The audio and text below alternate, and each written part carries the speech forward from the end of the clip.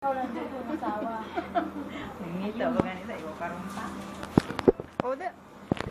Baka di ko siya mabuksan. Bet. Paano naman si Tolets? Ha? Kabit ako kay Tolets. Kabit ka talaga. Joke! Oh my God. Dito sa Tolets sa... Approve! Go na sila, baby. Ha? Ikaw, kailan ka magka-baby? Next year. Abangan. Sa promise, nag-under time nga siya para sa akin. Harap pa rin sa camera. Ay, wag na. Uy, magkano wala ang bilas ako naong day. Anong masasabi mo? Wala akong masasabi. Bakit? Ano sasabihin ko? Ano ba yun?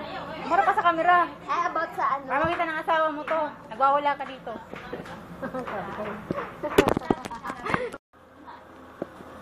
Hindi. Sabi ko naman. Ano yun? Namamasyal yung legs. Tata? Ay, hindi ko alam ano yun. Natapunta sa kanya. Nakairasin na kapag.